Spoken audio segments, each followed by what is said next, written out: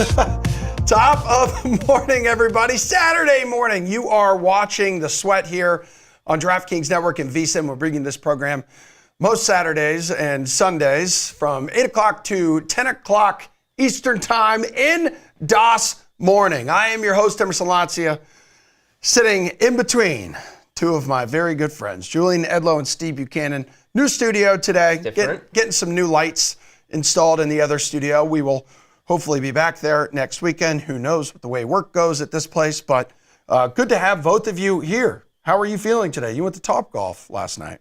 I did. I was connecting with the ball, putting it in the air. It was impressive. That's great. That's great. You know, we'll talk some golf with Jeff Ulrich coming up in the show. Steve, how you doing today? Couldn't be better. Really? Yeah. I mean, I don't care for the seating arrangements, but other than that, I think it's everything's Really? Why? What's the deal? You want to be on a couch instead? How we used to have the couch in here for the Jared show? I think the couch would have been better. Yeah. Yeah. Talk to Like, producer do you- Drew. do you like these about chairs? having the desk. Do you like these chairs? I am Inquisitive. okay with these chairs. I am You okay went from a with these very chairs. relaxed position to this very awkward This folded is up position. this As is soon like as the host position when I'm in the middle sitting next to you guys. It's You're both the- well, man-spreading. it's I'm not because there's no man-spreading. I'm a desk. professional. Okay. All right. What do you guys say we talk a little bit about what you guys want to warm up today? Okay. Well, how about that? Okay. We can do that. All right. Let's work up a sweat. This is the same way we start this show every Saturday and Sunday morning here on The Sweat, on DK Network, on VSiN. And so right now, Mr. Bukes, I need you to tell me what is cooking in that big brain of yours. A bet you like, storyline you're focusing on. Where do you want to take us? Yeah. So as we are getting out of the month of June, we only got a few days left here in June. Start to think about the trade deadline in Major League Baseball. And I think this is going to be a really difficult trade deadline because especially if you look over in the National League, there are so many teams that are within a wild card spot. There are literally only two games who are out of it, I guess you could say, from a wild card spot. You have the Rockies who are definitely out of it. You have the Marlins who are definitely out of it. Everybody else after that is about 2.5 games out of a wild card spot, which is absolutely insane. That is not the same for the American League. And that brings me to a team who I think really needs to start thinking about selling off some assets here, and that is in the American League East, and that is with the Toronto Blue Jays, who come in today last place in the division, 35-40 record for this team, 5.5 games out of a wild card spot with a negative 46 run differential. They just lost Bo Bichette the other day. He went on the IL. That really might change how they approach this trade deadline because he was somebody that was really mentioned as being a big trade chip for them, somebody they could get a lot of assets back. This is somebody who's under contract. They got him through arbitration, not going to be a free agent until 2026. So whatever team is going to who would take on Bo Bichette is getting him for about $11 million per year, which feels like an absolute steal for the potential that this guy has. So if Bichette is going to be out for a prolonged period of time, we're not really sure. I think he's got a groin injury. That brings to somebody else. Vlad Guerrero Jr., who could be on the move here and would be a highly sought-after trade piece here. Again, somebody who's not a free agent until next year, 2026, so they would get him for this year and next year. But there are a lot of guys in that offense or just on the team as a whole that they could use as trade chips here. You got Justin Turner, Danny Jansen, Yusei Kikuchi, Kevin Kiermaier, all going to be free agents at the end of this year. But Toronto looks like they're dead in the water right now. They've lost 4 games in a row. Like I mentioned, last place in the American League East at this point. I think that team really needs to start thinking about what the future looks like here for Toronto because that division just keeps getting better and better.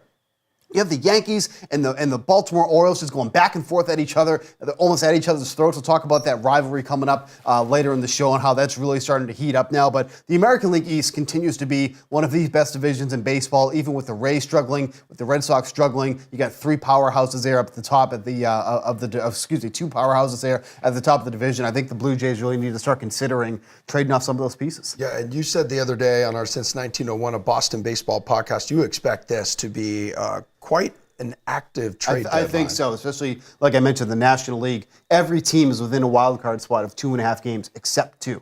Like, that's absurd at this late in the game that there's that many teams in contention. You being like this baseball purist kind of guy, do you like that when that many teams are in the loop as we approach the All-Star break here? Yeah, because I mean, last year was like boring almost because like the trade deadline came and went, wasn't really all that active, and it was because there was so many teams that were already basically out of it. that it really drove the price up because now there's only so many teams you can go to. Now there's going to be so many teams that are going to be active that I think contenders will be swapping players and things like that because there's so many teams that are still trying to make it. So I like it so much better when there's so many teams that are still in the running. Probably got to look at like the history of some of these teams and the way that they spend, because I would say, going to our Red Sox, I don't think, even though they are in the wild card conversation right now, I wouldn't expect them to go out and spend big. No, not at all. But they're really not out of it. They're like 2.5 games. Yep. Actually, I think they might be a game out of a wild card spot right Yep. now. Yeah. Well, that's what. Let me follow up, because the Red Sox sometimes even sell in these They did it last year. Do they have many Positions. pieces to sell right now? or shuffle. Yeah, well, not Tyler really. But O'Neill, remember right? last year when they acquired Tommy Pham, and it was Yes. like, what? that's a buying move. Well, But they've then been they doing also a weird, like, we're buying, but we're But also kind also of selling selling, thing. yeah. But with it so tight, all these buyers need to get their pieces from somewhere. If everybody feels like they're Right. in it, where are the pieces going to come from? But that's what I'm talking about. Like I think like the teams even Like, good who teams are are just going to give. are going to oh, you be need swapping. This, we need that. Yes. And going back and forth. All Yep. right. What are you warming up to today? Well, producer Drew's told me to go Celtics, and I've since changed my mind. Since we're going to talk about the Celtics He's next. going to yell at you during commercial break. That's fine. We have an NBA draft segment tomorrow, but we don't have an NBA draft segment today. So I'm going to warm up with a little bit of NBA draft. This is the weakest NBA draft that we have seen in years. What are you talking It's about? like- Bronny's in this draft. yeah, and he's the guy we have to talk about because there's nobody to talk about. Top of the board's really weak. It's like last year we get the most generational player since LeBron James, arguably a better prospect than LeBron James. And this year it just falls off a cliff. There's no superstar prospect in this draft. The Hawks are a weird team to win the lottery because they're like kind of a good team. They've been a playoff team. They went to the East Finals 3 years ago. I remember and that. now here they are. They have this backcourt of Trae Young and DeJounte Murray. Is it working? They have big guys in Capella, Okongwu. Like these European players at the top of the draft are big guys. Is there a need there? I said for the number one pick a while back on this show, take a look at Stephon Castle at 50-1. So I have some 50-1 there. I have some 70-1 there. It went the other way at one point in time. I think we're now down to 30-1. I would still, again, small bet, I would take a look at it. The draft is 5 days away, because it's 2 days this time around. They're trying to be the NFL, and they're putting it on a Wednesday and a Thursday. We'll see how that works. But we have no clue who they're taking there, nor do we have a clue if Atlanta wants to move the pick. I don't think they'll ultimately be able to, because the number one pick has never been worth less. I don't know what somebody's going to want to give to get it. But just because you have Murray and Trae Young, if Stephon Castle, who I think, we've seen him play at UConn, we know a lot more about him than these international mystery men, none of whom are a Luka Doncic type player. I think Castle still has a chance here. And what I like the most is that we know nothing. So in knowing nothing, am I guessing here? Sure. But there's some short numbers at the top of the board, like we know who this is supposed to be just based off some mock drafts. I think Castle is live here. You can still bet him under 5.5 too, which I think is a good draft position prop. And then another guy that's sliding, the last guy I'll touch on today, is Rob Dillingham, point guard from Kentucky. He opened 5.5 on his draft position.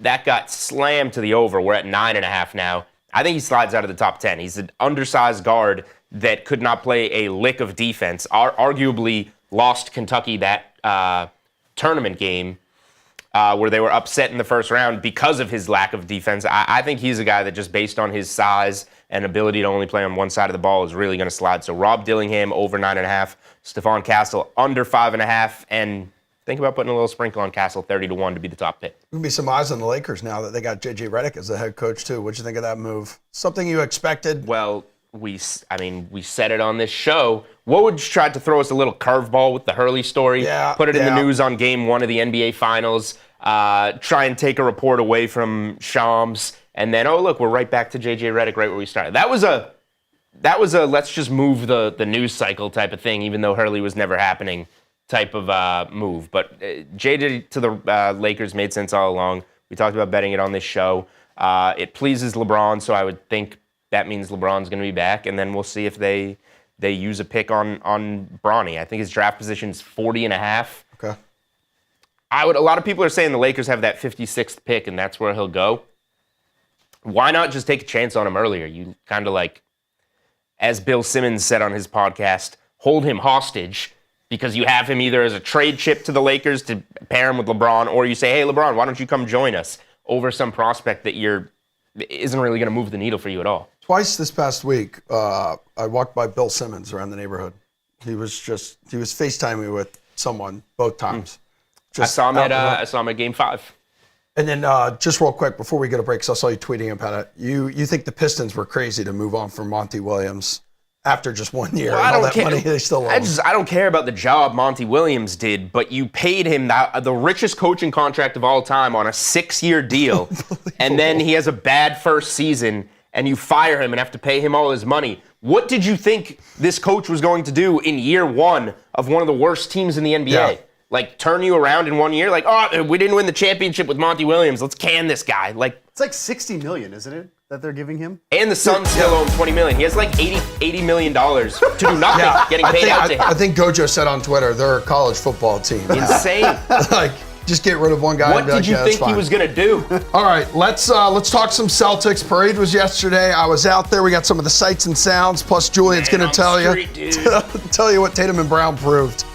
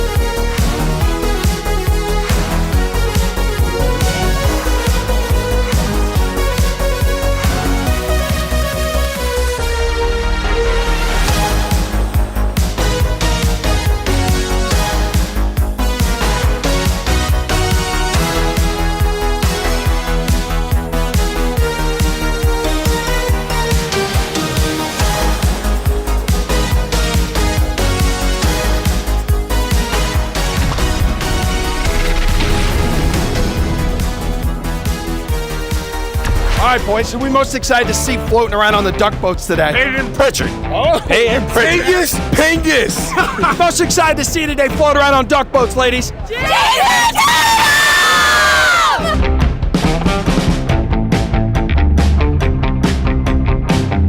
Banner 18, world champions once again.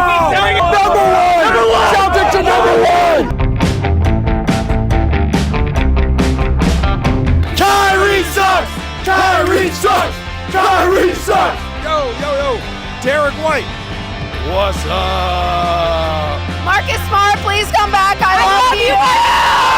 I love you, Marcus Smart. Let's just pour one out here for Marcus Smart. Listen, that's what I'm talking about. Let's give it a kiss. Don't mind if I do. It's a little wet. Did you call in sick to work today? Hell yeah, you know the vibe. Hats up, hats up, hats up, hats up. Finish the sentence for me. Celtics are the ball! Hell yeah, brother. Oh, man. You look sweaty. Dude, let me tell you what. It was a good thing that it wasn't 1,000 degrees out there yesterday. That was fun. Did you make it out to the parade?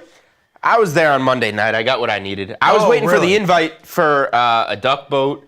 You saw other notable names such as DraftKings Portnoy. had a duck boat out there yesterday. Yeah, Didn't we get the weren't call. on it for some reason. Didn't get the call. I would think I would be, one of the first people That's interesting thought of because to be riding along. But the other day you were emotionally abusing me through text as you typically do, and you go, "Hey man, are you going to interview me out there at the parade?" So you talk a big game.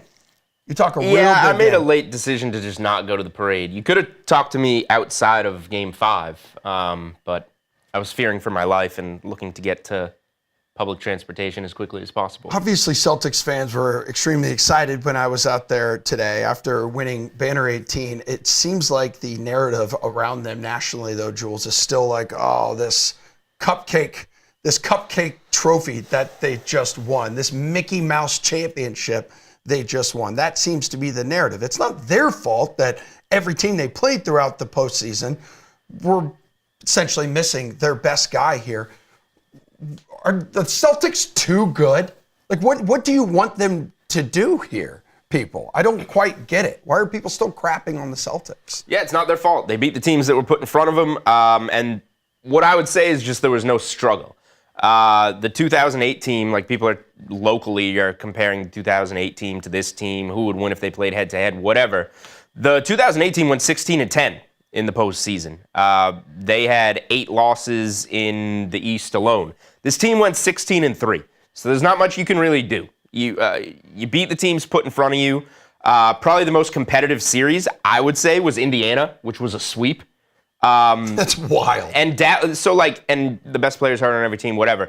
Dallas, full strength. And, I don't like when the Celtics take this underdog approach of, oh, nobody believed that we could do it. Well, you were minus 200. But the majority of analysts and the majority of bettors were on Dallas going into this series.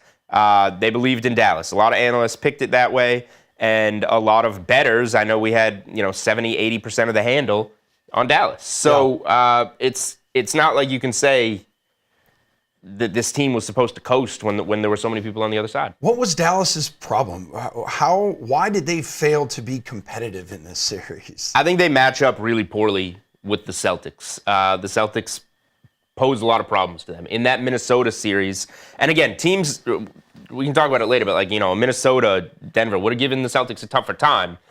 But with it being Dallas was able to rest Luka against Minnesota. Minnesota would always have someone on the court where Doncic can stand in the corner, get his rest, not be exposed on defense. And the Wolves did nothing about that.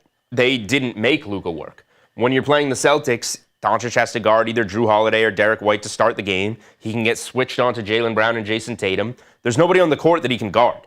And if you make him work, specifically target him, then you're going to wear him down throughout the course of the game, especially he's dinged up with injuries. He has to carry the load offensively. We saw him have some great first quarters, and we saw him break down essentially every game. So if you're not going to hold up for the game, your best player, and the Celtics have so much more depth than you, it's just not going to go well. And, getting Porzingis back was a great spark in Game 1. Yeah. But they didn't even really need him. Was he the key, though, to the Celtics finally getting over the hump and winning Banner 18? Porzingis?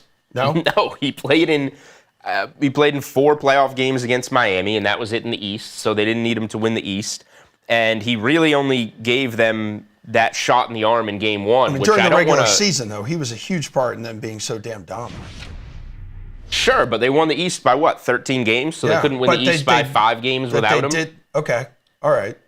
Same seat. I think they could have done this. So you're saying they don't need Porzingis on this team then? I would like to have him for the future because I think they'll need him against a Denver or a Minnesota or a OKC next year.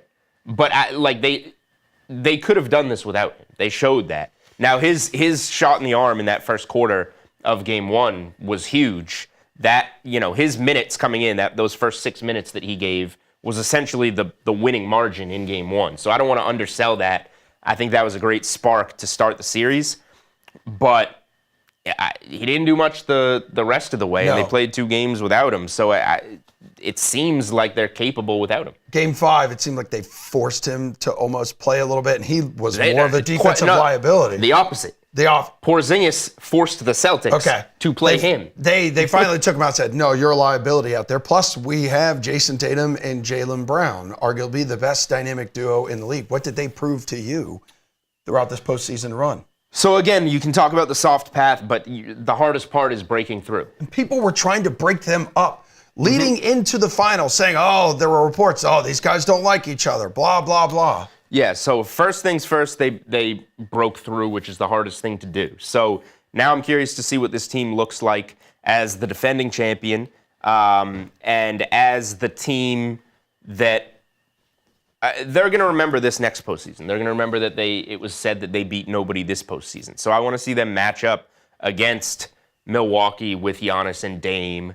I'm not going to say Philly because how many times do they have to beat Joel Embiid in Philly? But more so Milwaukee. That's right. Maybe a healthy Billy in the back. Maybe a healthy, Billy. Come on, you guys are just the doormats of Boston. Billy, who was the camera guy as I was talking to fans yesterday, and he's out there in an Allen Iverson jersey. I love He Allen was Iverson, emotionally one of my favorite abused players. left and right yesterday. Billy said he was born in 1996. That 2001 finals. Yeah, I hate He's when like he says that. I little baby. already He doesn't feel even old. remember it. He's just wearing the Allen Iverson jersey because it's cool. All right. So, you can beat Philly as many times as you want to beat Philly. The Knicks at full strength, that would be a good series. But, I want to see them get through. Let's say next year the path is Knicks, Bucks, Nuggets. I want to see them do that now. Accomplish something different, beat some heavyweights. But going to Brown and Tatum really quick, I think Jaylen Brown winning the MVP for multiple reasons is the best thing for this team moving forward. 2 reasons why. Number 1, it's been discussed, and I don't think there was anything to this, but it's been discussed, is Jaylen Brown going to want to go elsewhere to get his flowers, have his own team be a number 1? Well, now you have an Eastern Conference Finals MVP, you have an NBA Finals MVP, and you've proven that you can win here.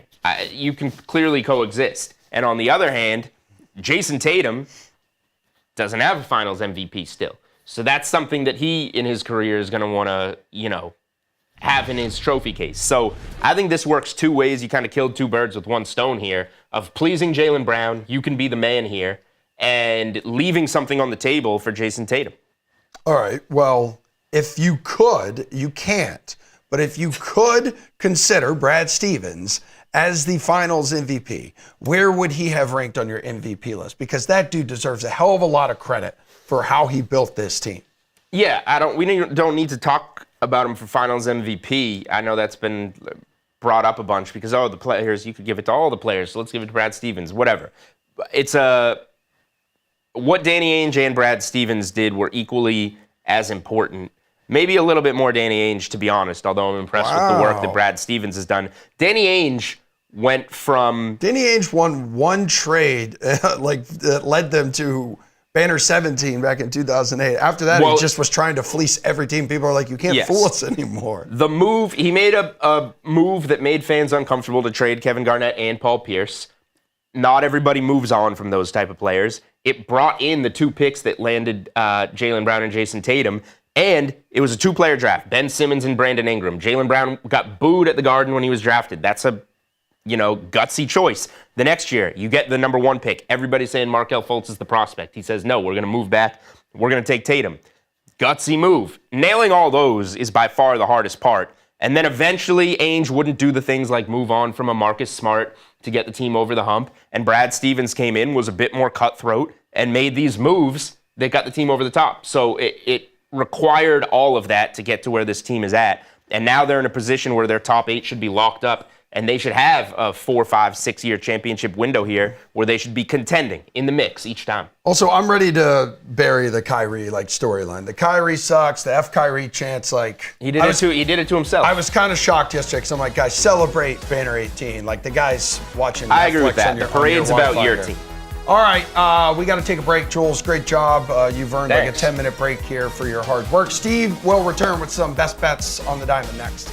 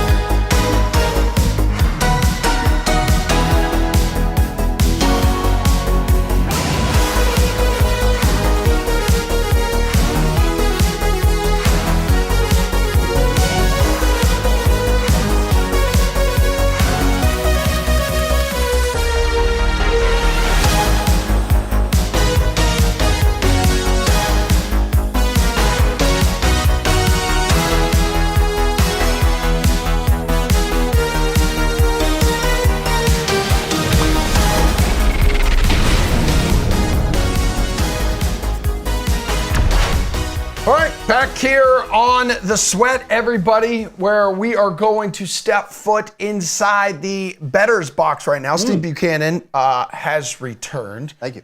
We're here to help folks make some money. And speaking of money, yeah, you saw that ginormous $26 hot dog at the There's ring. no way that's $26. It's $26. I know, I'm saying just it's got to be double-checked. more. Yeah. You checked? Yeah, I just checked literally 5 seconds before we came on. That was $26. so absurd because there's so much stuff on there. Like, I wish we had that. We should have alerted our producer to bring that video up because, like, you need to, like, actually see it. It's to called the understand. boomstick.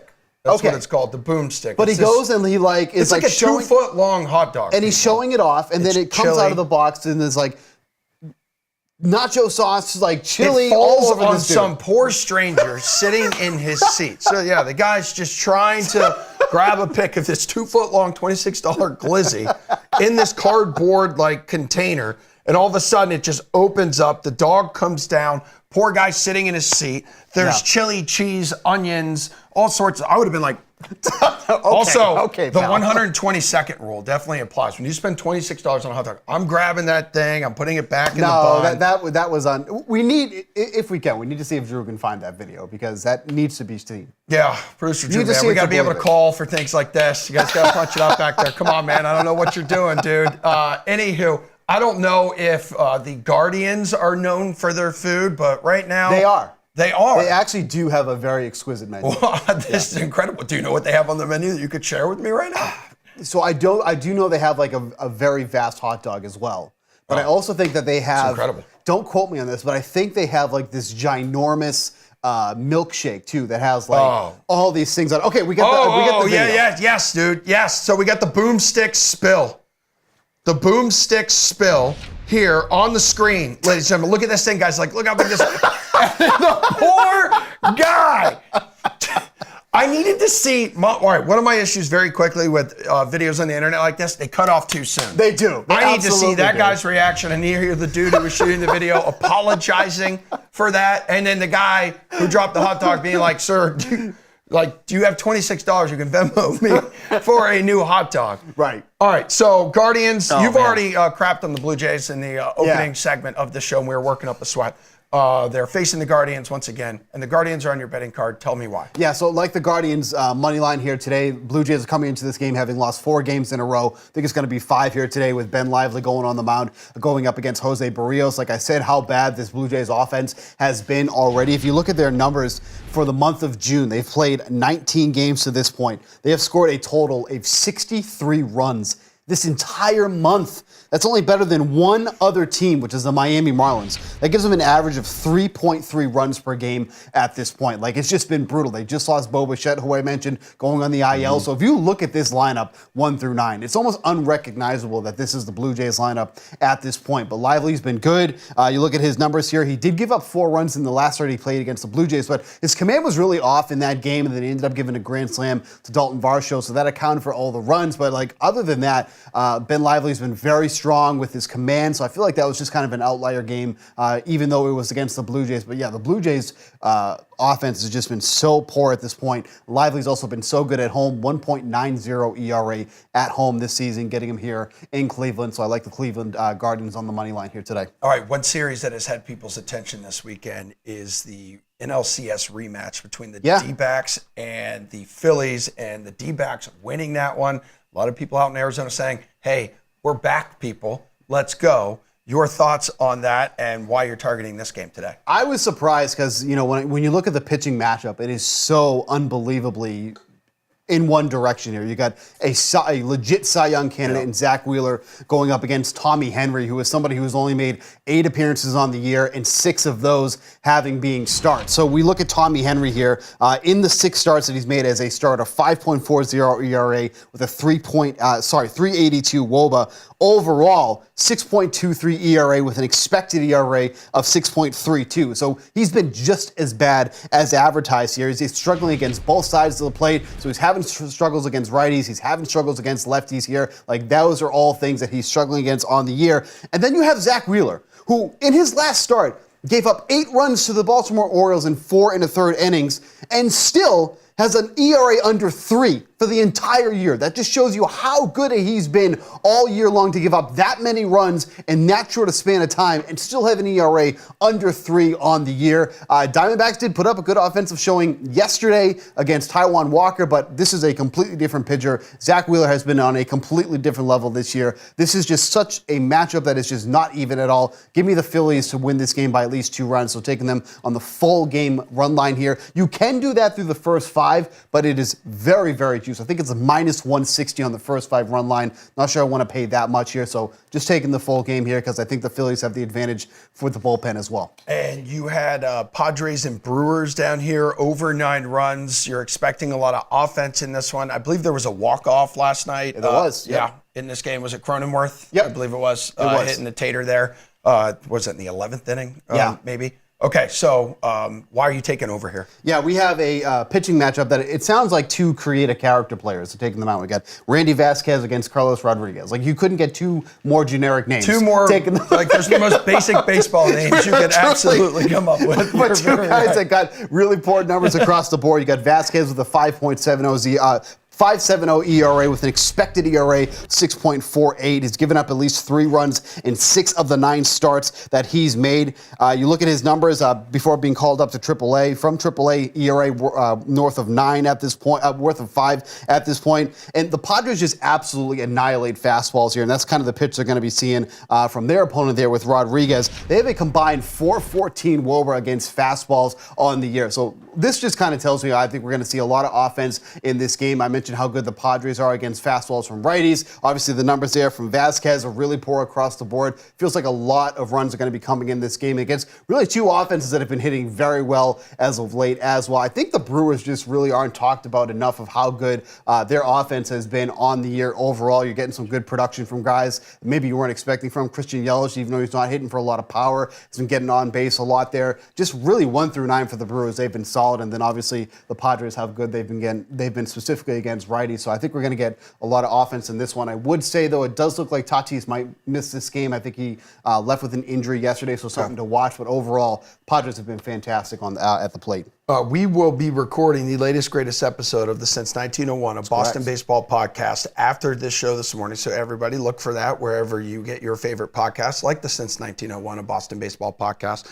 Right now, though, talking Red Sox over 2.5 runs. So a little first 5 bet on your card. Yeah, specifically targeting the matchup they have here against Frankie Montas, who's going to be taking the mound here for the Reds. The biggest issue for Frankie Montas has been going against left-handed bats, and we've talked about this on our podcast here. This Red Sox lineup is chock full of lefties, and it was never intended to be that way, but with all the injuries that they have endured, they just happen to have all these lefties in the lineup. Like today, I would expect at least 6 or 7 lefties in that lineup here today, and that's going to bode well for this matchup here against Frankie Montas, because when you look at his numbers against lefties, 369 WOBA against him on the year, 5 of the 7 home runs that he's allowed. He throws a lot of fastballs. What do the Red Sox do against fastballs? They hit them extremely well. 376 WOBA against that pitch on the year for today's expected lineup. Again, we should see so many lefties in this lineup. It's going to almost be, like they're going to suffocate Frankie Montas here with the amount of lefties that we're going to throw at him here. That has really been such a big issue for him all season long. So I expect the Red Sox to get out on the offense early here, go over that 2.5 run total through the first 5 innings. So give me that one there for the Sox. And their biggest rival, the Yankees, who they just took 2 of 3 from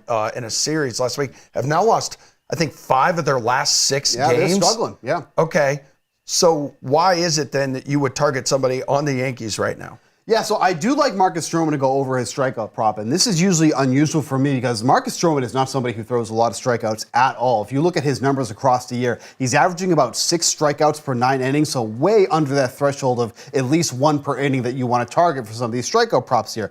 But that being said, if you look at the Braves lineup, they have also been a team that have endured a lot of injuries here. Like right now, you have Jared Kelenic leading off for the Braves here. This is somebody who's hitting 9th for the majority of the year. You got Ozuna, who's had to move up to third because they're lacking in the middle of their lineup there. They got a couple guys that they've called up from the minors as well, hitting near the bottom of that lineup here. And because of this, there's a lot of strikeout potential now in this Braves lineup. Today's expected lineup against right-handed pitching has a strikeout rate of almost 28%. That would be one of the highest in the league. I think Seattle currently has the highest strikeout rate in the league. They're over 30%, but the lineup that the Braves are going to be running out there today, hovering right around 28% here. So Stroman's really good against righties. That's what you're going to see the majority of this Braves lineup here, and those righties have a lot of strikeout potential here. So again, even though Marcus Stroman is someone who doesn't usually strike out a lot of guys, you can get a strikeout prop of 4.5 at plus money here today as well. I think it's plus 105. That's a pretty good number for somebody who should be in a good position to get some strikeouts here for today, even though he's someone that usually induces a lot of contact because he's a sinker ball pitcher. But I think the Braves are going to be striking out a lot here today against Marcus Stroman.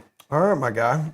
Thank you very much, Steve Buchanan. We will now reward your work with a 10-minute or so break because we got Chinmay Vaidya standing by right now. Football is life. How much trouble France could be right now. One of the biggest soccer tournaments in the world going on. We got some best bets you need to target on the DraftKings Sportsbook. Mbappe, we see you.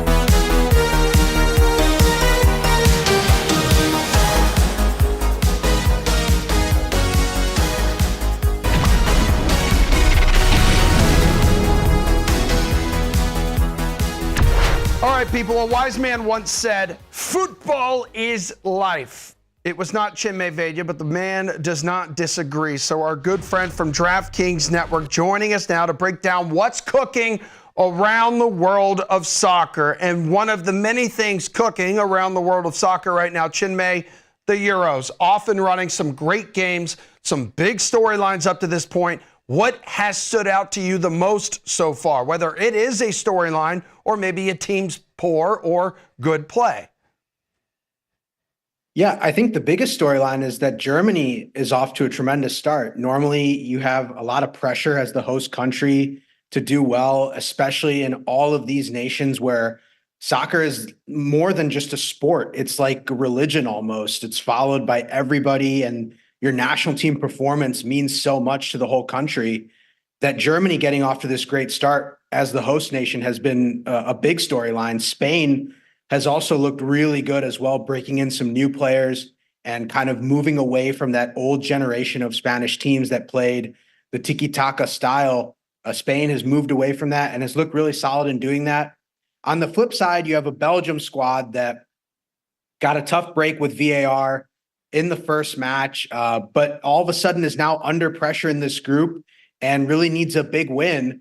Another sort of, not necessarily a storyline, but just an observation that's been a bit off. We've seen so many own goals in this tournament. Italy had an own goal against Spain. Austria had an own goal against France. Some of these big teams have just been unfortunate in terms of own goals. And I believe there were already 5 entering the weekend's games. So it's interesting to see. We'll see if it continues or if the defenders can be more fortunate with some of their deflections. But we've seen a lot of own goals, and we'll see if that continues over the rest of the tournament. I mean, that will put pressure on one's team when you are scoring against your own team. I know you mentioned Belgium with some pressure on it. Any other teams? Which other teams have the most pressure on it right now? Because I'm looking at France. France, are they in trouble if Mbappe can't return from this broken nose, Chinmay? So I wouldn't worry too much about Mbappe in France just because there is a lot of depth with this French team. And it seems like Mbappe is at least going to be able to play through the injury. He might not start, but he will be able to play through the problem that he was spotted at training wearing the face mask that we've seen so many NBA players wear when they have those facial fractures or the nose fractures. So I wouldn't worry too much about France, but Belgium is a team that's definitely under pressure, needs a big win. Denmark and Croatia, 2 other teams that I had kind of hyped up going into this tournament as under the radar teams with a lot of experience. They need wins. Croatia had a draw last time out. Denmark has a couple of draws now. They were probably fortunate to get a draw against England, but they need wins. You need a win to advance to the knockout round. And even in the tiebreaker with the third place teams, it's 3 draws are probably not going to get it done. So those 3 teams, Denmark, Croatia, Belgium, definitely more pressure than France, who just have really an injury concern to deal with. And speaking of 3, we got 3 matches on tap today here, Chinmay. Groups E and F. First one arriving here in just a few minutes, 9 o'clock Eastern time this morning. What's your betting approach going to be to these 3 games? So as I mentioned here off the top, Belgium in a really desperate spot. They're playing a confident Romania team. Romania coming off a massive 3-0 win in the opener over Ukraine. Really didn't see that coming from Romania. It is intriguing to take Romania plus 1.5 goals at minus 165 on the spread, but I'm going to go the opposite direction. I'm going to go with Belgium as a money line play, along with Romelu Lukaku as an anytime goal. If you have that as a same game parlay, that comes in at plus 135. Lukaku was denied by VAR in the first match. I think he gets on the scoreboard here, and I do think Belgium takes care of business after a rough opener. So I'll go Belgium money line, Lukaku anytime goal, and then the other 2 matches, I do think I'll back the Czechs and Portugal, and I would go money line parlay there, and that comes in right now at plus 173 on the DraftKings Sportsbook. All right, let's talk about tomorrow's 2 clashes then here, Chinmay. We have Switzerland versus the tournament host Germany, who we've already mentioned is looking fantastic up to this point. Then Scotland taking on Hungary. What is your Sunday Funday Euros bet? So I actually do like Scotland, even though they are the underdogs, the plus 165 money line underdogs against Hungary. Hungary has not looked great through 2 matches, and Scotland can qualify for the knockout round most likely with a win depending on what happens with Switzerland and Germany. So I would take Scotland on the money line there. Germany, as I mentioned, have looked really good. They've already secured a spot in the round of 16. They may rest some players. They may play it a bit safe, give some of their guys some rest to avoid some fatigue and potential injury risk. And Switzerland are the more desperate side there. Switzerland as a double chance comes in at plus 115, which I think is really good given the experience in the side and the fact that they really need points here for a chance to advance. So I'll take Switzerland double chance at plus 115 for the Sunday game. Let's look a little further down the road here, Chinmay. At this stage of the tournament, what is your move in the futures department, or what would you recommend to people watching right now? So similar to Champions League, when we talked about Champions League and you asked me this question about futures, it's very hard to predict the path that you will face as a team when the round of 16 hasn't been set. So I really would look for wait until the knockout round bracket is set before making a futures bet. However, unlike Champions League, this path is set. So there won't be any redraws after each round. So you can't get a variety of opponents. You'll know the paths of these teams. Right now, I would probably say to put something down on Germany. They've looked really solid and they have that momentum as the host country. But France and Spain are not bad bets either when it comes to futures as a winner. All right, Chinmay, I've heard some analysts too mention that goals are for Euros, and as you've already mentioned, that includes own goals, which isn't the case at Copa America, which got underway Thursday. So if teams are more evenly matched here, Chinmay, leading to more defensive soccer, how does that impact which bets you look at?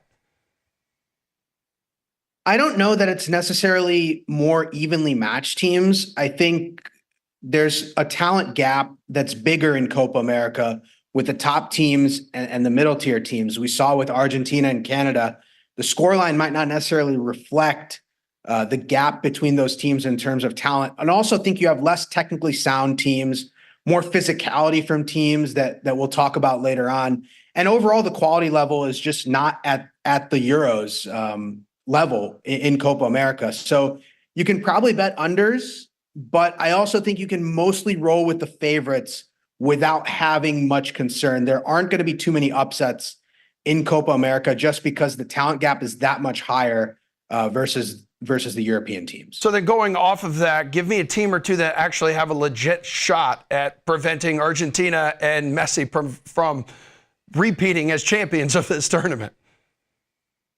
Colombia is a team that is in really good form. They've been excellent in international friendlies and even in World Cup qualifying late in 2023. Brazil does not have Neymar, so that's going to be a concern for Brazil. But I also think this is a great opportunity for some of these young players in the Brazilian squad, particularly Vinicius, to step up and show that this is not just a one-man show. And also, you know, the host country, the United States, there's pressure there to perform after a sort of subpar, or they met expectations at the World Cup with the round of 16. But the World Cup is coming to the United States in 2026. And this is a side that needs to show fans why they can get behind this team. So even the United States, if the draw sets up favorably, could be a team to watch out for to potentially upset Argentina. Yeah, what's their outlook in this tournament, you think? Like, how do you plan on betting the Americans and the U.S. men's national team? So I definitely think USA will advance to the knockout round. I don't think they will have any concern in the group stage. And if you look big picture, the form is really good. They won the Nations League against Mexico in the final, 2-0 win. They had a rough loss to Panama back in the Gold Cup shootout, but they did beat Canada in the round before in a penalty shootout. So I do think the overall form is pretty good, and there will be a lot of confidence for the United States coming into this tournament.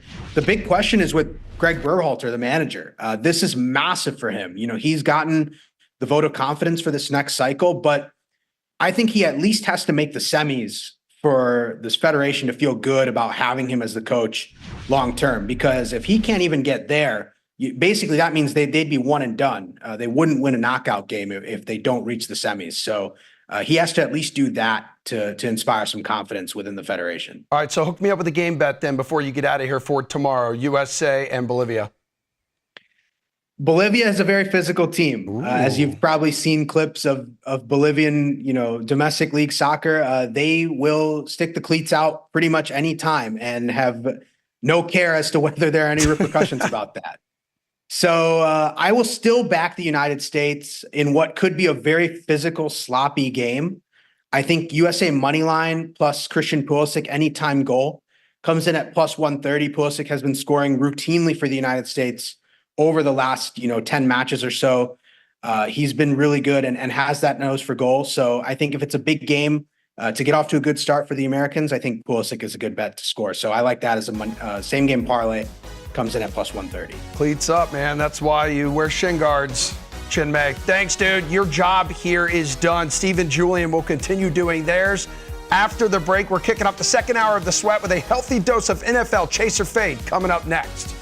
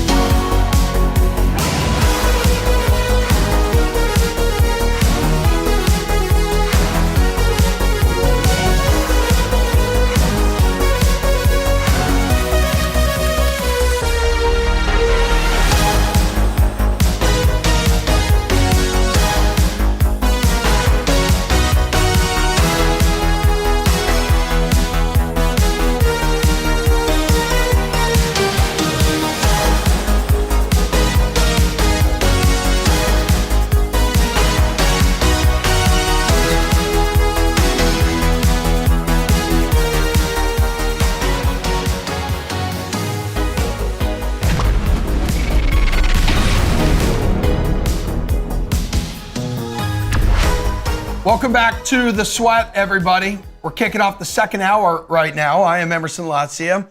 Julian Edlow, Steve Buchanan, who's been calling me an awful friend during the commercial break, but we don't need to. We don't. You are a pretty terrible. You're like, hey man, let's hang out. We should do more stuff. I just asked you if you want to get lunch. And I said and I some would be beers down. after the show. Meanwhile, and you said no. No, I did not say no. And then Steve's like, hey, let's go get lunch like after the show. You're like, let's hang out. I said, no, dude, because I know exactly what you are doing. You don't mean it when you say it. You do mean it. You do mean it. So I will consider. I'm just a genuine guy. I will consider your offer because I am quite hungry right now. If you're just joining us, folks, we've covered a lot in the first hour of the Saturday morning edition of The Sweat. In fact, so much that we have a graphic.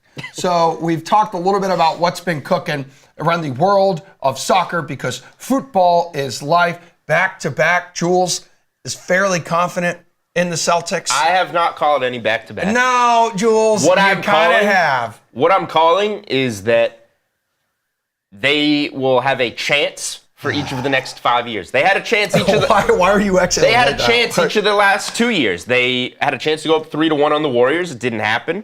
See, the lost to a more veteran the team. beautiful thing about this take is that you can go back and watch the show. That's the point. We didn't ask you to like regurgitate your take from earlier. Real Go back estate. on he's YouTube just and making watch it clear. the show. And again, it could have gone back to back. Why did they Well, win but this year? he Because tried- Porzingis, No, which Jules but says he is not an pulled important words- piece He to pulled this team. words out of my mouth to make people go back. I never said. That's what you do the on Celtics going TV back to now. back. You twist words to get hot takes. You're and not even clicks, twisting okay? words. I just made something up. You also took inside the bettor's box, and we also broke down the spill heard round the world with the boomstick. Yep.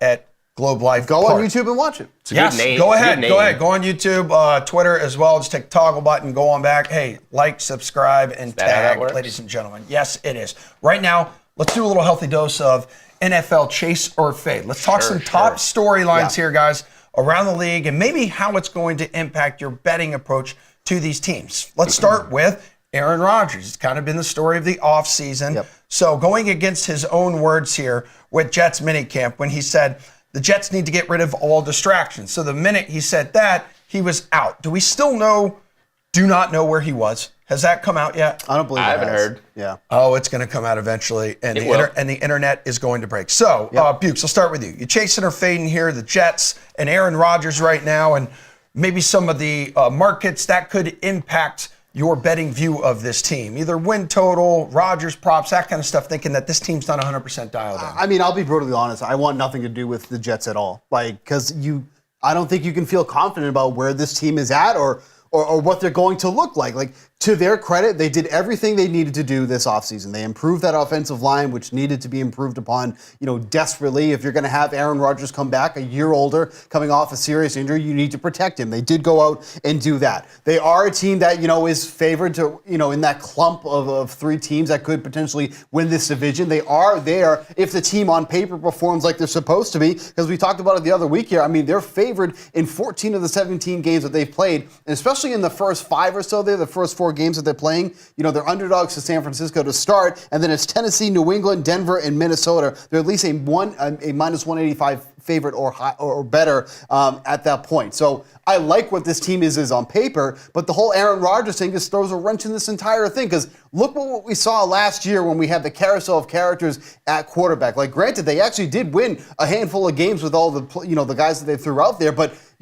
this team is built now for Aaron Rodgers to take the helmet and run with it here, but I'm just not confident with what he's been saying and how he's been acting. Like, this would be such a typical Jets fashion to, build this team up, have high expectations. Win total for this season is at 9.5, minus 150 to the over. Do you really want to pay minus 150 from what you've been hearing already? I mean, I certainly don't. Mm-hmm. All right, would you bet them? Are you confident enough right now to bet them to make the playoffs at least, Jules? I feel like someone. We did this. We did the AFC recently on the show. Give me the Jets plus 190 to win this division. Okay. The Patriots, tomato can, layup, count them out. Dolphins and Bills lost a lot. Miami's defense fell off. I know you got Tua with the 2 receivers. That's dangerous. But I don't know if their defense is going to be able to keep them in every game, and if that offense is going to click the way that it's clicked in the past. One injury and they're not there. Buffalo, you got Josh Allen losing his receivers. I like Keon Coleman a lot, the rookie from FSU, but what they have at receiver I don't think is going to be enough. So, again, like, I'm buying in a year late on the Jets. A lot of times that team that gets all the hype doesn't live up to it. They get there a year later. I'm going to say this team gets there a year later. I like what they have at receiver. I like what they did to the offensive line. The defense is there. Hall could be a guy at the end of the year, if he stays healthy, the number 1 overall fantasy player. He could eat up a ton of yards. And if something does happen to Aaron Rodgers, you said this team still found ways to win some games last year with a rinky-dink show. They went out and did something there. You know who their backup quarterback is? Not offhand. Tyrod Taylor. That's right. They've got a guy that can remember him. steer the ship. Whether it's long-term with Aaron Rodgers or Tyrod just has to come in and fill in a few games. They got, when you think like who are the backup guys in the NFL that are trusted veteran guys that you can come in and steer the ship. If you're doing the top 2-3 names, like Tyrod Taylor is one of those guys that you say, oh, if we have a really good team and Tyrod Taylor's our backup, all right, at least he can get us there. I think that move really helps prepare them to at least be solid. Rodgers' former Green Bay teammate, David Bakhtiari, said it's not wise to bet against him. Meanwhile, you have T. Higgins' mom is chiming in on his situation. He just signed his franchise tender, everybody, and his mom said on Twitter, "My son deserves it, and it's coming," talking about a bigger, larger, long-term contract. So as we look at this Bengals offense, which, if healthy, is no doubt one of the best in the league, Steve. So Burrow's back at minicamp. I've already mentioned Higgins. So Chase was not there. He's looking for a long-term deal right now. Do you chase or fade here this Bengals offense and hopefully these wideouts both on the team? Yeah, I mean, I know Julian likes to play the under on a lot of these passing yards over the season. I think that Joe Burrow is somebody that you can still consider for an over. And it's basically you need 4,001 passing yards for him to go over his prop for this upcoming season. But we talk about the offense and how it's looked in years past and how it's looked when he's been healthy. This is a number, the 4,001, that he's easily cleared when he's been healthy. You look at 2001, 2022, he had over 4,600 passing yards in 21, 44, almost 4,500 passing yards, 2022. The only 2 years that he didn't go over this number is the 2 years that he's been injured. When you look at this total here, I mean, we're basically asking for him to go over 240 passing yards per game. When you look at the offense that he has surrounding him, like, there are players that easily are capable of having him go over here. And this is going to be a tough schedule for the Bengals. They have one of the toughest schedules in the league. So if that means they're playing in a lot of these close games, that works even more in the favor of Joe Burrow. They have Zach Moss in the mix now, who is a much more capable back than Joe Mixon, at least from what we saw last year. Can get some passing down work as well, although that's probably going to go to Chase Brown. But nonetheless, there are two capable passing down running backs on this offense. And then when the draft year, Jermaine Burton, who they brought in, who was potentially a first-round pick, but really fell because of some attitude problems that they were worried about. If he actually plays to the potential that we've seen, because he was one of the slower players on the 40, but on the field, he ended up being one of the fastest players overall in some of these drills. That's another huge downfield threat for Joe Burrow to go down to. Obviously, a very capable quarterback at throwing downfield. So I like going over on Joe Burrow's passing yards this upcoming Jules, season. can you give me a reason to not take Joe Burrow overs or T. Higgins overs or Chase Young overs? Because when healthy, those three are almost unstoppable. I mean, injuries. That's why I don't play too many overs when it comes to season-long props. I think that the Bengals should have a pretty good season. I'm having a hard time finding a take that I can turn into a bet necessarily on the Bengals right now. I would consider them in the division. I'm not high on Pittsburgh. I'm not high on Cleveland overall. Yeah. I think Baltimore should have a good year, but that could easily flip-flop. Like, we know Cincy has it in them to be the best team in this division. Steve mentioned the tough schedule. That's one of the things that I guess makes it difficult, but why not? You could talk me into Cincinnati for the division. I don't have any interest in season-long props with them right now. Like, if you ask me to make, what's one thing about the Bengals that you would want to bet right now, I would take that 9-point spread that I think grows to double digits by week 1, hosting the Patriots, and tease Cincy down.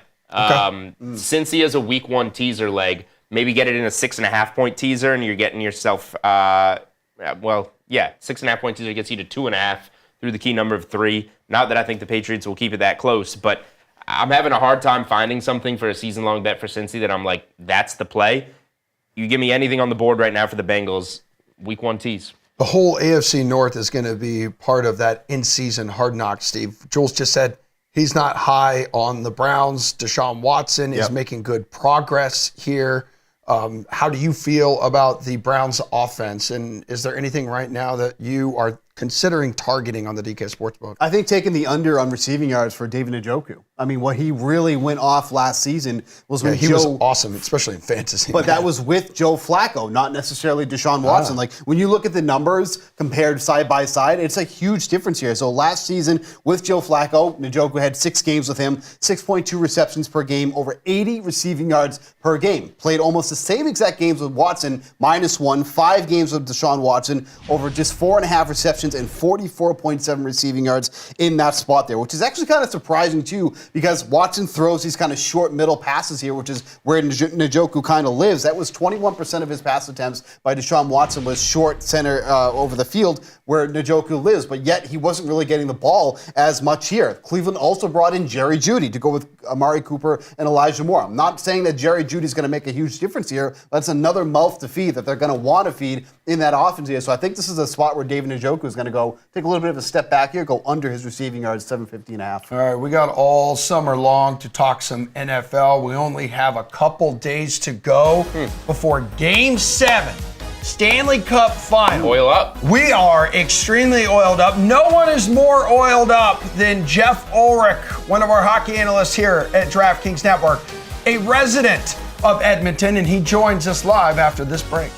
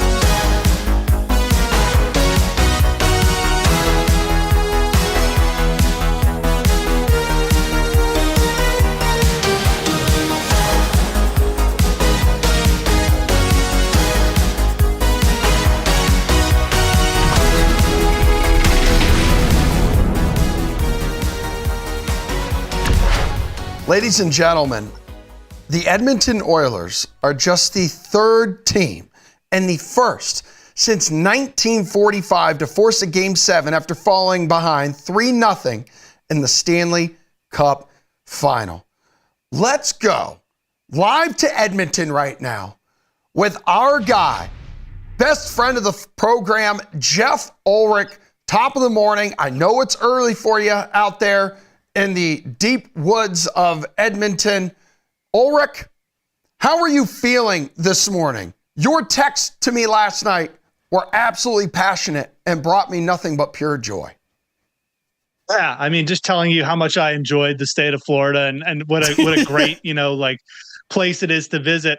Look, how am I feeling right now? I think a little bit, like when Arya Stark, walked back in to the place of the Red Wedding and, got her revenge.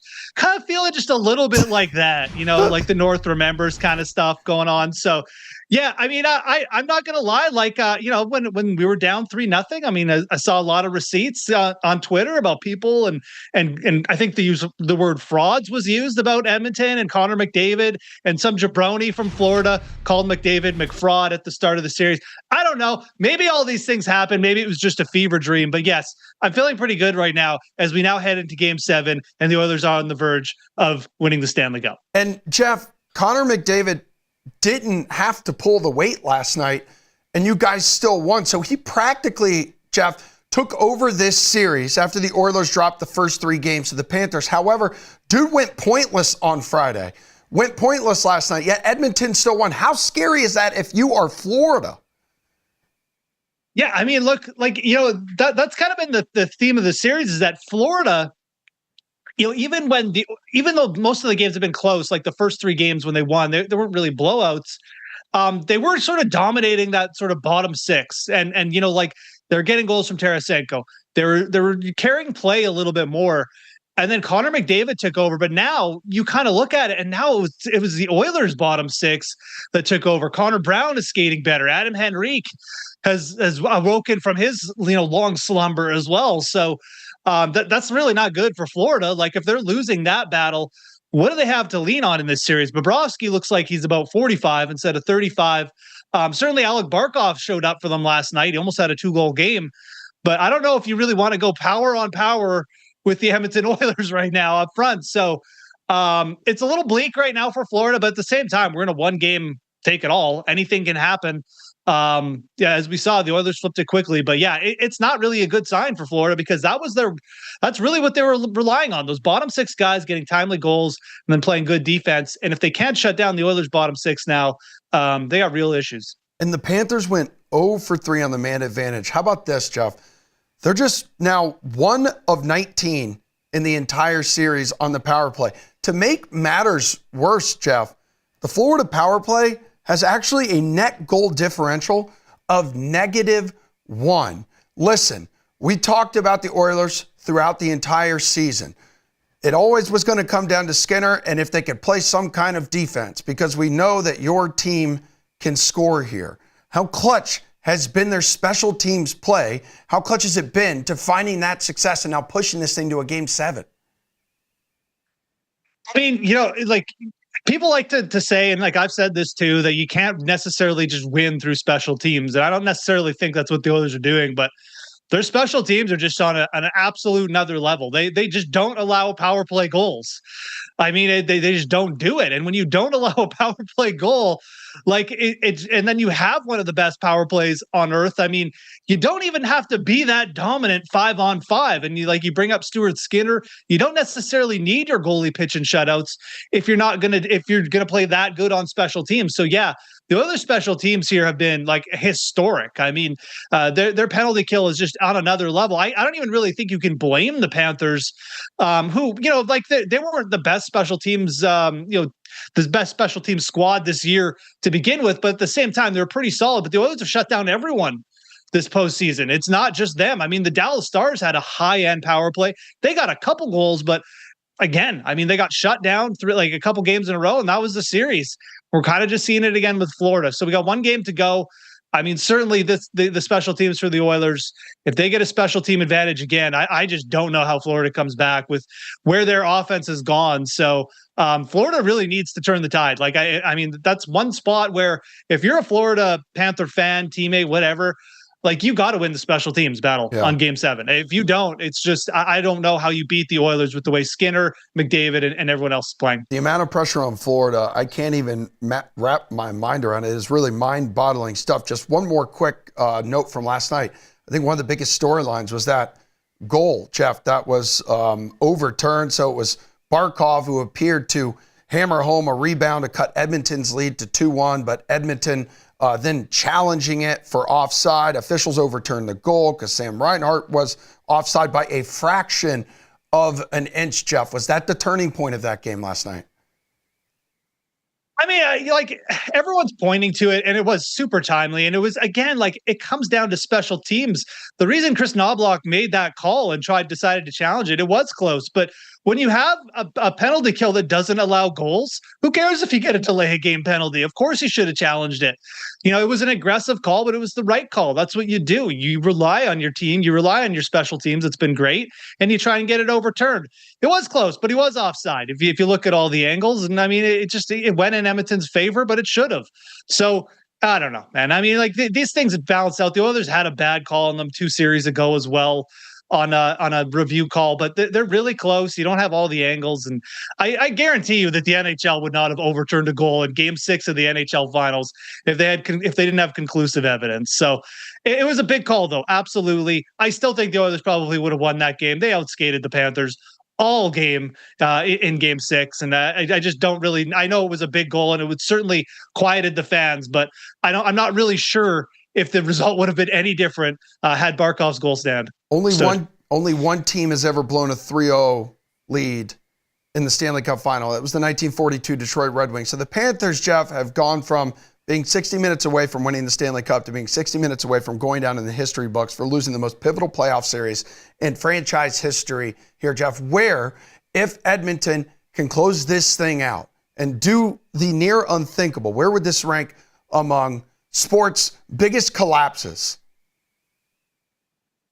I mean, it's right up there. You know, like, obviously you point to the Red Sox, the year they went on. Yep. You know, I think that the Golden State versus LeBron James when they were up 3-1, that's just one that sticks out in my memory. But man, we just don't see this happen in hockey very often. Like, contact sports like this, they just tend to be like, it's really hard to change momentum. It just feels like, and I mean, again, you don't see it in hockey, like, ever, these kind of things, let alone in a Stanley Cup final. So, I mean, it's right up there. If it's not like the biggest collapse, it will be, I mean, certainly top 3. I mean, I racked my brain last night trying to think of things that really coexist with this kind of comeback. And I mean, you point to the Red Sox run, but again, like, that comeback didn't happen necessarily in the finals, right? So it's just massive. I mean, I really, again, just trying to figure out what would compare to it. You'd almost have to go to another sport like golf, like Van de Velde or something like that. Oh yeah, or like the maybe Open. Rory I mean, those don't really McIlroy. compare because we're talking. What's that? I said maybe Rory McIlroy, you know, missing a couple putts within 4 feet. I made the comparison last night, but it you know, it's one of those things. Like, we're talking team sports, we're talking individual sports. They don't really line up, but on a level of collapse, yeah, it probably is. I mean, I look, and I don't want to berate the Panthers too much here. They're a solid team. It's just, you look at the first 3 games. Anyone who's would watch this series, the first 3 games, you knew that Florida really didn't deserve to be up 3-0. They got a shutout in Game 1 where the Oilers carried the play. The Oilers took the lead in Game 2, could have shipped that one. And really, Game 3, I mean, the Oilers carried the play for a lot of that. They just had a couple breakdowns, and then they almost made the comeback. So I don't know. Okay. It's you know, it definitely ranks up there in terms of collapses, though. I mean, you get up 3-0, you got to win one game here. And then, look, this isn't over. Technically, okay. I think it is, but technically it's not over. They do have a chance to close this out still. All right. So real quick before we go to break, we got about a minute here, Jeff. Game 7, Monday night. Who's going to step up? What early props right now do you have your eye on? I mean, look, obviously I'm taking Edmonton as the underdog here. I mean, we don't need to get into that. I've made my case clear already on this show. You live in Edmonton, Jeff. We know you're taking Edmonton. I live in Edmonton. I'm not betting on the Florida Panthers. Connor Brown as an anytime goal scorer, plus 475.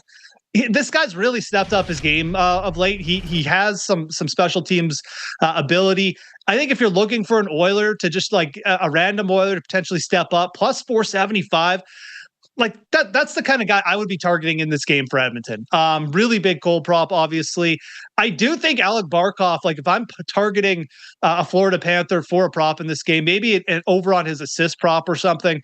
I do like the way he's stepped up for his team, and I think he's going to step up again and at least make this interesting. But Connor Brown is my big call there for a prop. Plus 475, playing well on the third line there in special teams, like I said. All right, you're going to join us live on the show tomorrow because we're going to dive into many, many more Game 7 bets ahead of Monday night. But I need you to stick around for after this break because we're hopping inside the Tom Kim Caravan. He is in total control behind the wheel at the Travelers.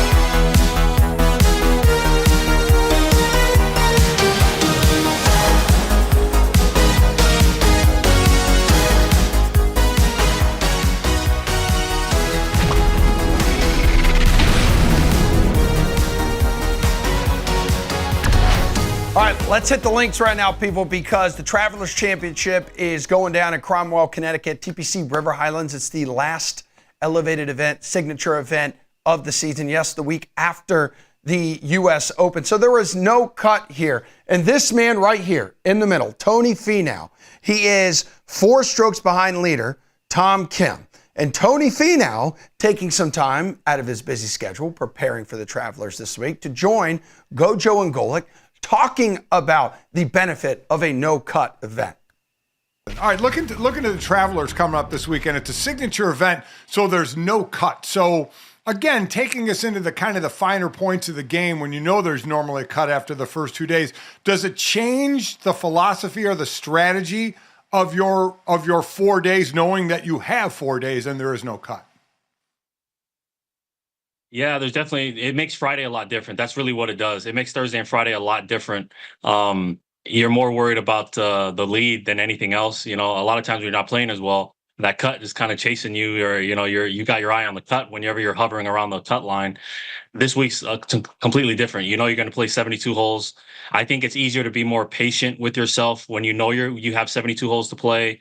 If you get off to a rough start, you're not panicking, thinking about the cut. You're just trying to play your way into it. So overall, even though it's a signature event for a reason, the golf course is fantastic. I think it's one of the best courses we play on tour. Great risk reward down the stretch. Some great drama. I think this golf course has shown. You got the best players in the world, and even though there's only 70 guys playing this week, it's extremely difficult to win at the highest level against all the best players in the world. So that's a challenge that hopefully I'm up for this week. All right, Jeff Ulrich has once again joined us from Edmonton. He's one of our gorgeous golf gurus here. I was out there on Thursday for the first round, Jeff, and I did really enjoy the fact of, since it is an elevated event, these guys all go off on one. They're just in pairs. So it's like you're able to maneuver around and the crowds aren't as big. The biggest crowd was for Scottie Scheffler there. And then you had groups like Finau and others for Xander, who won a major this year. Dude, you could get right up to the ropes like against these guys because they're so spread out around the course here. Awesome for fans. Any storylines have stood out to you from your vantage point? Yeah, no, and I think like the Travelers is one of the more fan-friendly venues. I mean, I think it's right up there with TPC Scottsdale in terms of just how it caters to the fans. So it's always one of the most well-attended events. And I mean, it's a long-running one. Look, it's a signature event. It's the week after a major. I think it's just a time for guys like Tom Kim to step up. I mean, Tom Kim just being so young, obviously now trying to grab his third, title in like a very short time on tour. I'm not overly shocked. I mean, like the U.S. Open course, even the Masters, probably a bit too long for Tom Kim. But when he comes to these elevated events with the shorter courses, this is where he's going to make his bread and butter. For now, I do expect he'll challenge in majors at some point in his career. As I said, he's got a lot of time to figure out the distance issue. He's 22 years old. If it is even an issue. Yeah, he's 20. Yeah. He's 22, and he's got Scotty breathing down his neck. But again, 4 strokes behind Tom Kim, who's been hell of impressive through these first 2 rounds. Tony Finau sitting right there. How do you feel about Tony's game right now as we just heard him on Gojo and Golic? There's a ton of guys who could come back here. I mean, one thing you have to remember about the Travelers, I mean, we have seen some monster comebacks. Dustin Johnson, when he won in 2020, 6 shots back, going into round 3. And we've seen other comebacks, and Kevin Streelman way back in the day made a big comeback. Harris English was 4 back after round 2. So certainly do not write off the guys at like -9. I have a lot of respect for Tom Kim, so I'm not necessarily advocating for a bunch of huge targets here. And obviously Scottie Scheffler is still the favorite at -11, but certainly if we saw some comebacks from some of the guys at like -8, -9, like Finau, like maybe another guy, Justin Thomas, who's playing a little better, it wouldn't overly shock me. Okay, so you're saying you're going to go maybe a little further back. Are you brave enough to take someone outside of Scottie Scheffler to win this thing right now? I would be okay with it, really. I mean, I know Scottie Scheffler's playing good, but again, like we've seen 61, 62s on this course. And if your putter goes cold in round 4 and you shoot 68, like you're going to lose a lot of ground to the field. We've seen that happen a lot. These leading groups go off late at this course. The greens just aren't as good when they're putting on them. and they end up shooting like 69, 68, and somebody shoots 62 in front of them and they win. It's happened a lot at this event. I definitely think it could happen again this year. So again, with Scotty Scheffler up in front, yes, it's a really hard guy to obviously see collapse, but at the same time, it also creates like better odds for the chasers. I mean, you've got Finau at plus 3,000. You've got even Batia at plus 1,200. That's a really good number for a guy who's only 3 shots back, doesn't have many players in front of him. So it does create opportunity, but it is Scotty Scheffler. So, temper your bets as is, I guess. But no, this is the kind of event where I would kind of look further back, regardless of who's leading. It's kind of crazy. It was when we were following Scheffler and Homa the other day. I think it was on that par 3, 11th or 12th. I can't remember off the top of my head. Guy hits his tee shot, drops his club like it's just the worst shot he's ever hit. And the ball just lands smack dab in the middle of the green. It's like 20 feet away, 2-putt par. And I'm like, this guy and his expectations for himself are so sky high. And he gets out there with like a 5 under on Thursday. In terms of bets and props, which you just mentioned here, Jeff, any round 3 matchups that you like on the DK Sportsbook right now? Yeah, absolutely. I mean, Max Homa is an interesting target right now, but he is definitely not super happy with his game. I do have some 3-round, some 2-ball, for round 3. As I mentioned, I like Justin Thomas. I like taking Justin Thomas straight up against Shane Lowry today. Nothing against Shane Lowry. I just wouldn't necessarily classify this as a classic Shane Lowry course. I think he likes conditions a little tougher. Thomas is hitting the ball well. We've seen him come to life a little bit on these softer courses. He's played really well at TPC River Highlands throughout his career. So I think that at the very least, even if Thomas doesn't win this event, I think another top 10 is certainly capable of. So you could look to him in the top 10 market, but I like him straight up. I like Kurt Kitayama at plus 110 versus Wyndham Clark on DraftKings too. Wyndham Clark is another guy who's kind of just lost his game. Had a pretty good start to this event, but did not look great yesterday. And quite frankly, kind of collapsed on Thursday coming down the stretch too. Looks like he might have started like 7 under, but ended up only shooting 4 under. Kitayama's been pretty solid, especially at these elevated events. I like that at plus 110 as well. All right, like in terms of top 5, top 10 market here, you mentioned Shane Lowry for the matchups. It kind of stands out to me. His number for a top 5 is a few strokes back, Jeff. I think he's plus 330 for a top 5. He's coming off around a 62, finds himself, again, just a few shots off the lead, absolutely striping the golf ball, ranks near the top in strokes gained off the tee, approach, and around the green. Who else would stand out to you in this top 5, top 10 markets here? Because this is moving day at TPC River Highlands, which we've already seen ridiculously low scores through 2 rounds. Yeah, no, absolutely. And look, I think if you're targeting top 5, I mean, Patrick Cantlay at plus 400 just always seems to sneak into the top 5 at these events. It's a really big number. And again, like you don't need him to win the event, but you've got some guys in front of him who have been a little bit up and down, like Sungjae and Justin Thomas and even Batia. Certainly he could overtake some of those names. So plus 400 sticks out on him. I like Tom Hoge for a top 10 at plus 180. It's a Tom Hoge type of course. He's not super long off the tee, but doesn't have to do much off the tee here. The irons are going. He's a good putter.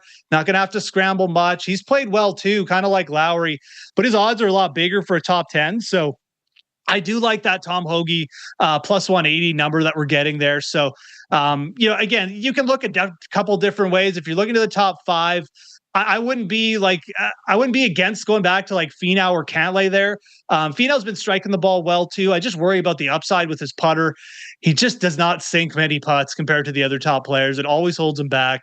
But I like that number on Tom Hoge the most. If I'm looking for a placement bet, plus 180, I think is really fair for a guy who just kind of balls out with his irons and certainly can actually sink a few putts for you this weekend. Okay, before you get out of here, remind me again, some dudes you'd be willing to sprinkle for an outright here. I think Kim has obviously been awesome. You have Scheffler breathing down his neck here. Do I sound crazy when I say maybe considering a little Sungjae M action at plus 2,800? So we're talking Kim's fellow countryman here, ranks 3rd in strokes gained approach, 6th in scrambling through 2 rounds, Jeff. M's going to need to obviously start finding the short grass off the tee a little bit more with more consistency, but I don't know. Should he do that? There may be a late push here on Sunday. You got about 40 seconds, Jeff. I do like Sanjay. I liked him before, bet him top 20, top 10. Certainly, like he's playing better just with the irons, which kind of worried me a little bit, but the scoring clubs are there. I think that the fact that he's bigger than Justin Thomas, it would probably have to give you the slight edge to go Sungjae over Justin Thomas, a plus 2,800. That is the range I'm targeting, though. I'm not sure if I want to go further back than that. Like I said, I don't know if Finau can sink us enough putts. I think Sungjae's actually a really good call out. When you look at those odds between him and Thomas, I think you just got to lean Sungjae in with how up and down Justin Thomas has been. Okay. And I'll also say this as a last thought. I don't hate plus 400 on Tom Kim. He's leading the event by 2 strokes. So there he is behind the wheel of the Tom Kim Caravan. It was his birthday yesterday. The dude is feeling good. He's rolling a good meatball. He ate at Sally's Pizza on Wednesday night. Key to victory. We got the cool down. We're wrapping up the sweat right after this.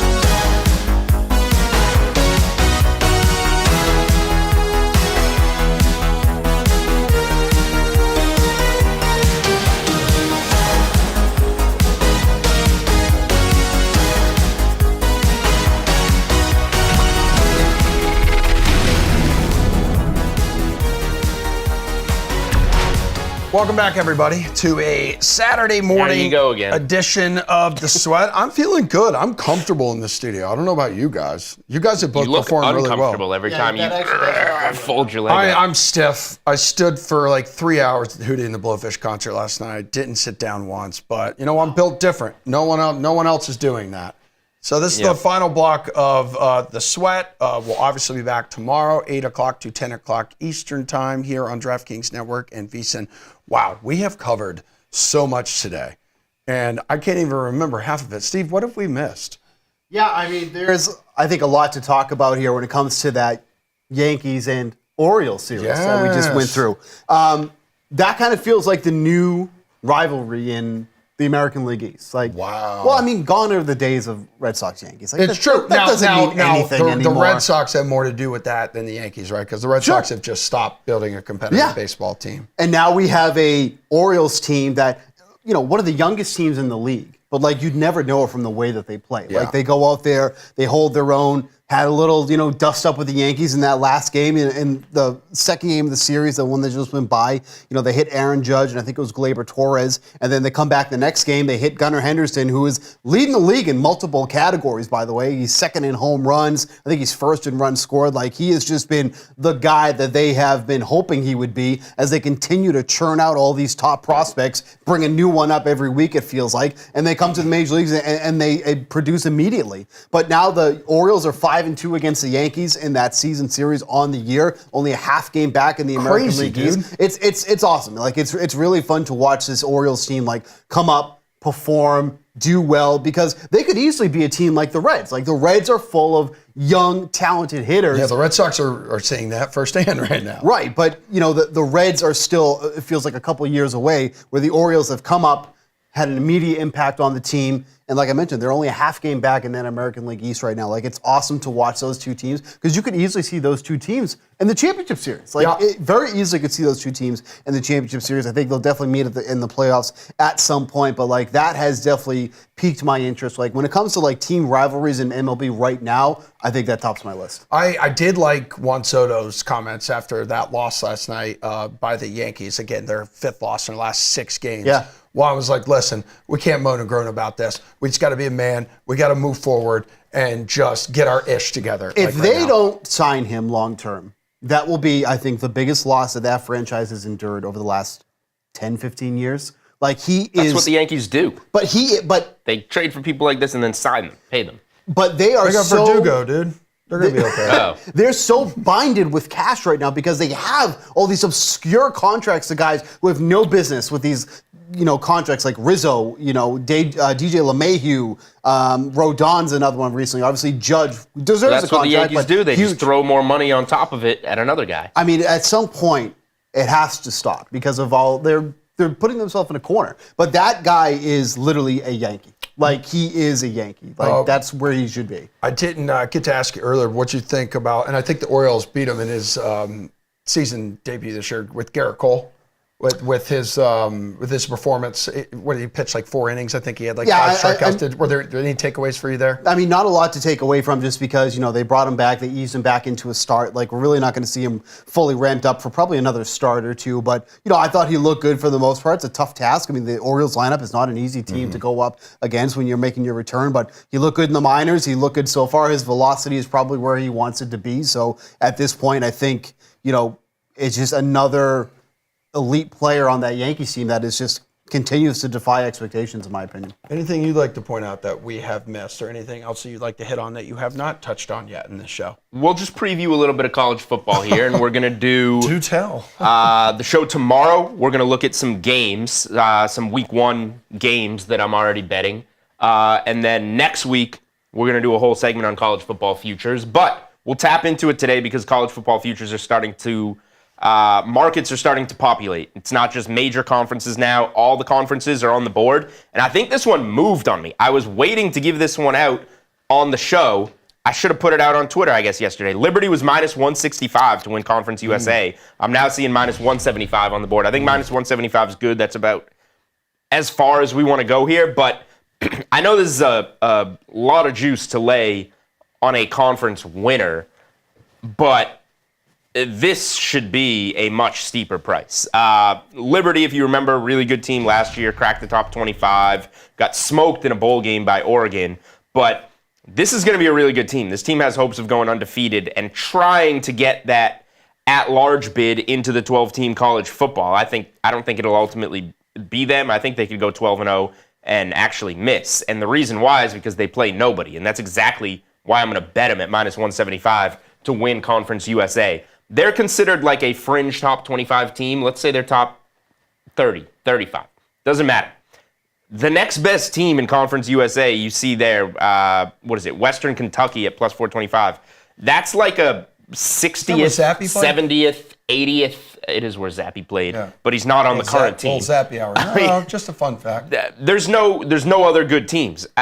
This team is projected, I believe, to be a double-digit favorite 11 times. Wow. Their win total is 10.5. Their game of the year, they play at App State. They're supposed to be like a short, maybe call them like a field goal underdog at App State the last Saturday in September. That game is their season. They're going to rep the group of five. But it doesn't matter because that's not a App State's in the Sun Belt. That's not even this is why I like laying the 175 on the conference more than betting the 10.5 win total. Now you don't need the game at App State. That's their Super Bowl. Who cares who wins it or not? They're going to cruise through Conference USA. And again, this is not regular season. This is championship game winner. So you need them to come through in the game. But you're going to have them -175 in a game that they're -300 or better in. And the chances of them not getting to that game is slim to none. So I'm just going to put that ticket in my pocket now. It's going to be double those odds when they play the game. So I was going to ask you, because I'm always curious about this. So you are shocked it's -175. What would you expect it to be? Oh, good question. If you were going to price it? Like 250. Okay. Is around where I would say. Well, before college football kicks up and before we have a college football segment tomorrow with some of the games that you like in the Sunday morning edition of The Sweat, because we have to have a lot of you because you won't be here tomorrow, Steve. Unfortunately, you place like one hockey bat like a season. I don't know about you. What is your interest, though, in a Game 7 Stanley Cup final? You had a team down 3-0. It's come back and tied it, 3 games apiece. You just being general sports fans, though, what level of excitement does a Game 7 in the Stanley Cup final bring you, Steve? None. None whatsoever. I'll watch. Yeah, you absolutely are going to. I was told the Panthers on Monday night. I was told the Panthers were the sharp side in this series, so I put a little Panthers -130 in my pocket. I was like, oh, it was great. They were right. 3-0. I'm gonna win some money. Now I kind of want to bet the Oilers on Monday night. Sounds like fun. Well, Jeff Ulrich recommends that you do that. I mean, everybody's going to recommend that you do that now. They're the hot team. Yeah, right, of course. I mean, that's like asking you if you're going to bet the Celtics, and we all know that you're the biggest green teamer out there. I am realistic about that team. I mean, you're giving me crap like people are giving the Celtics crap for winning. No, I'm not giving you crap. I won my bets. Crap at all. I know that I'm not going to watch the Game 7, so I'm not going to bet it. Why wouldn't you? So it's just because you have no interest in hockey. We have all these stats. We have all these stats about 3-0 comebacks and whatnot. I would like to know in all sports, and maybe we'll try and look this up before tomorrow, how many times a team has gone up 3-0, blown 3 in a row to go to a Game 7, and then recovered and won the series in 7. That's great. Maybe we'll get. Because it's a tough recovery. How many times that happened in basketball? I know it's a couple. I think once or twice. We'll get our statistics. I mean, Miami last year over the Celtics. The Celtics almost became the first team to come back. Was Golden State involved in one of those too? Not off the top of my head. No, they just did the 3-1. And it wasn't even the. Oh, maybe they did the 3-1. I was going to say it wasn't even the 3-1 Cavs. That's right. Comeback. So I'm having trouble off the top of my head in the NBA. I think there might have been a Pistons one in there in the early 2000s, and we have the Celtics or the Heat last year over the Celtics. I do have just a quick fun fact. I got to meet Darius Rucker last night. Here we go. And no, I'm bringing this up because we didn't get to talk about it in our NFL Chaser Fade segment. Darius Rucker, who's part of the agency that represents Trevor Lawrence, who just got paid, and says he expects big things out of Trevor and the Jaguars this season. And I was told from a source that you were going to crap on the Jaguars earlier had we got to that Trevor Lawrence question. What do I do every year when you bring up the Jaguars? It's true. You know why? Because you are not a good friend. This goes back to a conversation we had earlier in the show. Not a good friend. You just want to see me sad. Yes, it does. Do you feel good That's why you have 92 cents in your I do. account. And people about their offense? Yes, I do, because they have rebuilt the offensive line. That was an issue for him. Christian Kirk's healthy. When he was out last year, the entire offense changed. And I don't mind them giving him all that money. You have to get ahead of the market right now. Pay him now before you got to pay him $1 bajillion more 2 years down the road. And they kind of gave I him know $1 that bajillion. you and I are on Jags to win the AFC South this year, AFC Championship and Super Bowl, folks. That is a CJ Saturday Stroud's morning. world. That is You a and Trevor Saturday Lawrence are morning just living in edition it. of The Sweat. We are back here tomorrow morning. Jules and I, you will hear a lot of Jules blabbing about a lot of stuff. Yeah. And good luck to Jake at his All-Star baseball game. Thanks, everybody.